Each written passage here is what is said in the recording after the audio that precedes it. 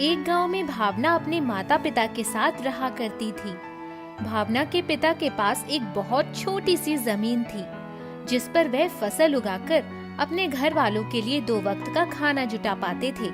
वह आज तक भावना के लिए कभी कोई खिलौना नहीं खरीद पाए। भावना बाकी बच्चों को खिलौना से खेलते हुए देखकर बहुत दुखी होती थी और सोचती थी, काश मेरे पास भी ढेर सारे खिलौने होते। भावना की मौसी शहर में रहती थी, लेकिन वह अक्सर गांव सभी से मिलने आया करती थी। एक दिन भावना बाहर खेल रही थी, तभी उसने अपनी मौसी को आते हुए देखा। वह दौड़ते हुए माँ के पास गई। माँ, मौसी आ रही है, जल्दी चलो। भावना की माँ बाहर जाती है और अपनी बहन को घर के अंदर लेकर आती है। भावना की मौसी जब भी आती थी, भावना के लिए कुछ न कुछ खाने की चीज लाया करती थी। मौसी, आज आपने कुछ नहीं लाया? ऐसा कभी हो सकता है क्या? यह देखो, मैंने तुम्हारे लिए ढेर सारे फल और टॉफी लाया है। भावना यह देखकर खुश हो जाती है और थैला लेकर बैठ जाती है। सभी फलों में एक फल भावना को बहुत अजीब सा लगता है। मौसी, यह क्या लाई हो? यह कौन सा फल है? मैंने तो इस फल को कभी नहीं देखा। बेटा, यह कीवी है। शहर में तो इसकी बहुत मांग है। खाने में बहुत स्वादिष्ट है, खाकर देखो। ठीक है। भावना कीवी से भरा थैला अपने पास रख लेती है। शाम तक उसकी मौसी वापस शहर चली जाती है। तब भावना वापस से कीवी से भरा थैला उठाती है और एक एक करके उन्हें गिनने लगती है। माँ, ऐसा फल तो मैंने कभी नहीं देखा। मासी कितनी अच्छी है, वह मुझे हर बार नई नई चीजें लेकर देती है। तभी उसे सभी कीवी में से एक कीवी सूखा हुआ दिखता है। माँ, यह कीवी सूखी है और सड़ी हुई लग रही है, क्या मैं इसे फेंक दूं? दिखा तो जरा, मैं देखूं। हाँ, यह तो बिल्कुल खराब हो गई है, इसे फेंक दे।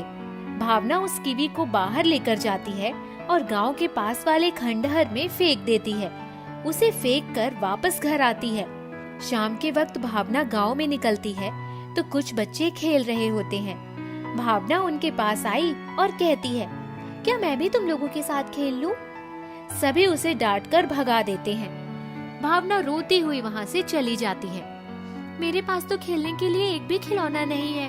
बाकी सभी बच्चों के पास ढेर सारे खिलौने हैं, फिर भी वे मुझे खेलने नहीं देते। अगर मेरे पास खिलौने आएंगे तो मैं सबके साथ बांट कर खेलूंगी। जहाँ भावना ने उस सूखी कीवी को फेंका था, उसी खंडहर में से एक परी आकर छिप जाती है। उस परी का पीछा एक राक्षस कर रहा होता है। जब वह राक्षस वहाँ से चला जाता है, तब परी उस घर के बाहर निकलती है। उस परी के पैरों के नीचे वह सूखी हुई कीवी आ जाती है और वह कीवी जादुई कीवी में बदल जाती है। परी वहाँ से चली जाती है। इधर भावना घर आकर अपने पिताजी से कहती है, पिताजी, कोई मुझे अपने साथ नहीं खिलाता, आप मुझे कुछ खिलौने लाकर दे दो। नहीं भावना, अभी नहीं, फिर कभी खरीद दूंगा। भावना गुस्से में कहती है, आप कई सालों से यही कह रहे हैं, फिर कभी खरीद दूंगा, फिर कभी खरीद दूंगा। आप सिर्फ झूठ बोलते हैं। यह सुनकर भावना की माँ को गुस्सा आता है और वो गुस्से से भावना को एक थप्पड़ मारती है। भावना जोर जोर से रोने लगती है। भावना, यह कौन सा तरीका है बात करने का? जब तुम्हारे पिताजी कह रहे हैं खिलौने नहीं खरीद सकते, इसका मतलब है नहीं खरीद सकते।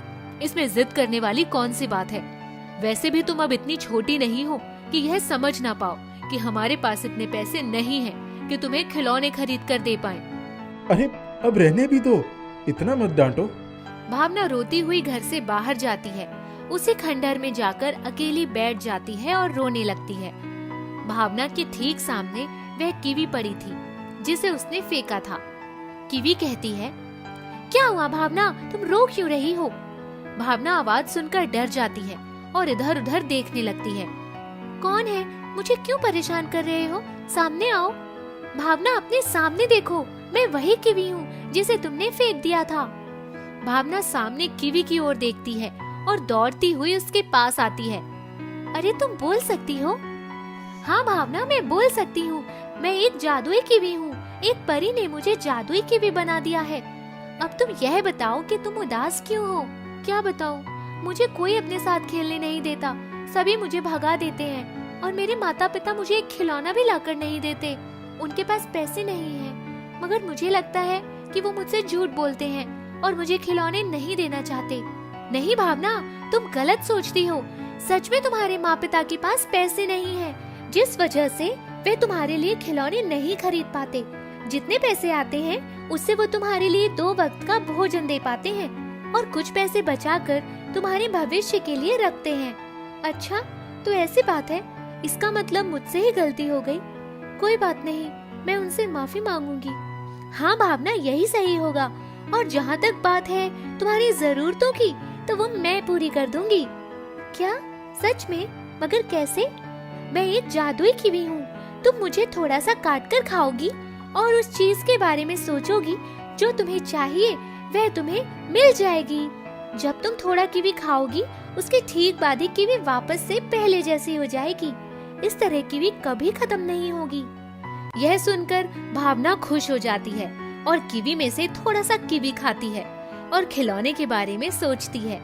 वह खिलौना उसके सामने आ जाता है। वाह, यह तो सच में जादुई है। अभी उसे लेकर जाती हूँ और माँ पिताजी को दिखाती हूँ, वो बहुत खुश हो जाएंगे। भावना घर जाती है और माँ पिताजी से माफी मांगती है। फिर उन्हें जादुई कीवी की पूरी कहानी सुनाती है। अब भावना और उसके माता पिता को किसी भी चीज की कोई कमी नहीं थी। भावना जो भी चाहती थी वैसा ही होता था। वह जादुई कीवी उसे वही चीज दे देती थी। इस तरह वह गांव में सबसे अमीर बन गए। भावना सभी बच्चों को मुफ्त में खिलौने देती थी और भावना के माता पिता गांव वालों को पैसे से मदद करते थे। भावना के गांव में एक लल्लू नाम का चोर रहता है। लल्लू गांव के अमीर लोगों के घर चोरी करने के फिराक में लगा रहता है। वह कई दिनों से भावना के घर पर निगरानी रखे हुए था। तभी उसने चुपके से जादुई कीवी के बारे में सुन लिया। जब भावना और उसकी माँ जादुई कीवी के बारे में बात कर रही थी। अच्छा, तो इनके पास कोई जादुई कीवी है। अब तो ये जादुई कीवी मेरी होगी।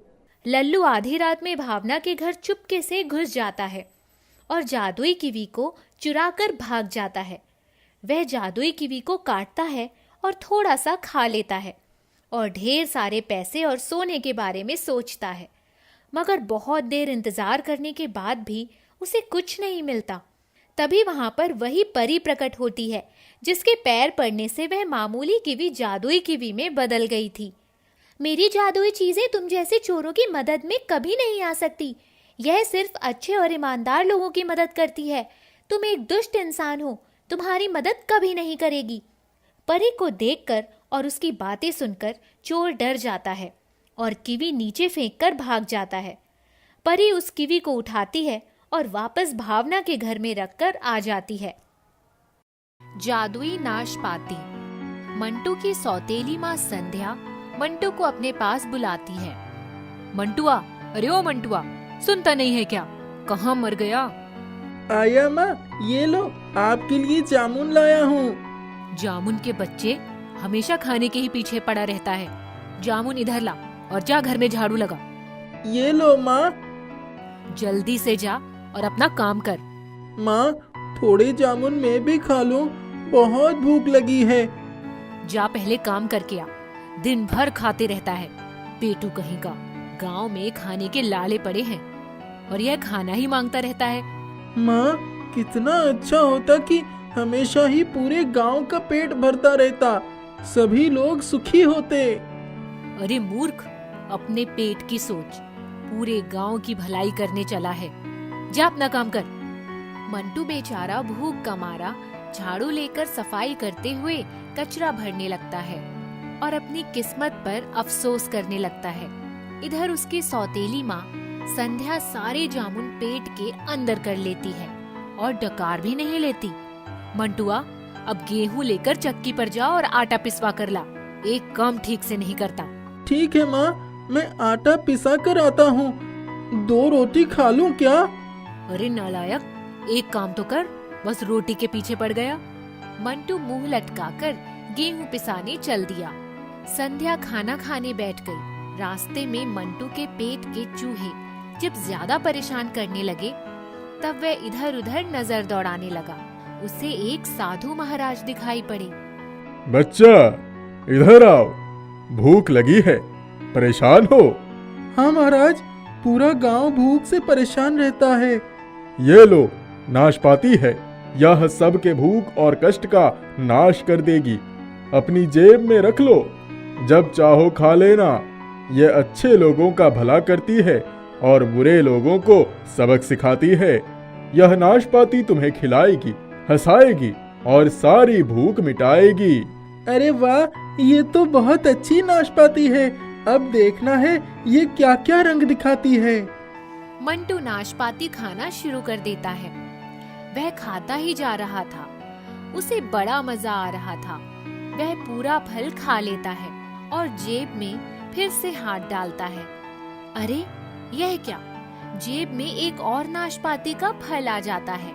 कुछ देर के बाद उसकी भूख मिट जाती है और नाशपाती के बीज एक जगह इकट्ठे होकर बैठ जाते हैं। वह सारे बीज अपने पास ले लेता है। वाह, मजा आ गया। ऐसा फल कभी नहीं खाया।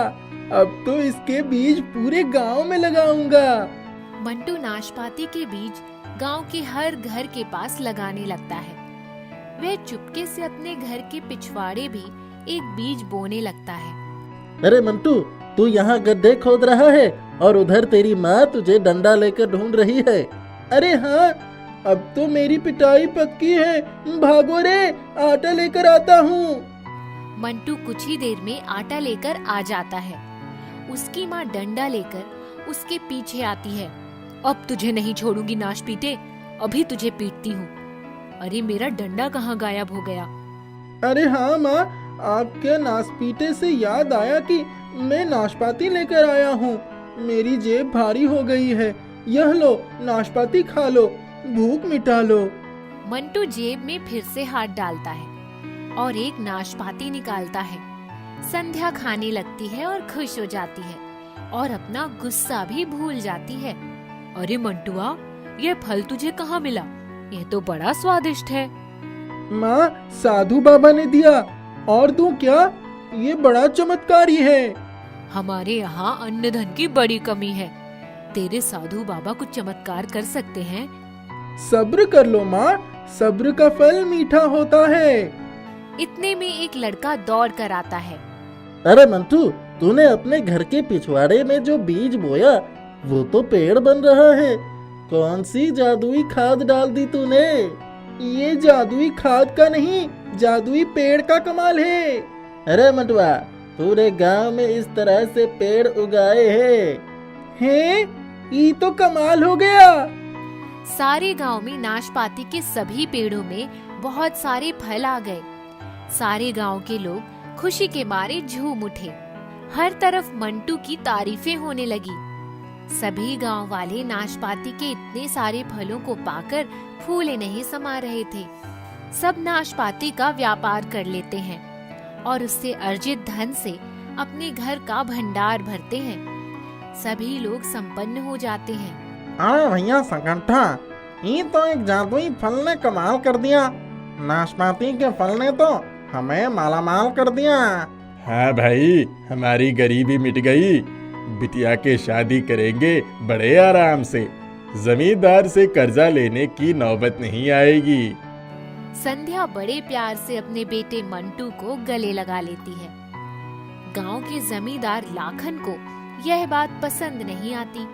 वह सभी पेड़ों को नष्ट करने की योजना बनाता है। लाखन अपने आदमी को लेकर गांव के एक घर के पीछे का नाशपाती का पेड़ कटवाने लगता है। इतने में नाशपाती के फल जमींदार और उसके आदमियों के सर पर बरसने लगते हैं। दोनों गिरने और भागने लगते हैं।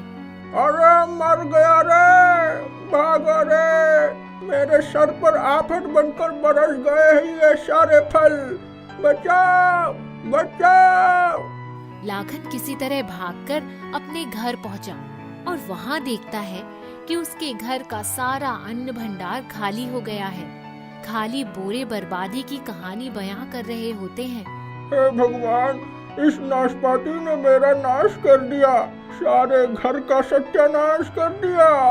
लाखन सेठ, आपके कर्मों का फल सामने आ गया है। अब भी वक्त है, अपने आप को बदल लो। अरे मंटू, सच कह रहे हो। मेरे नियत का फल मुझे मिल गया। अब मैं ऐसी गलती कभी नहीं करूँगा। सबकी खुशी में ही अपनी खुशी तलाशूंगा। अब सही रास्ते पर आए हो। ये लो, नाशपाती खा लो, अपनी भूख मिटा लो।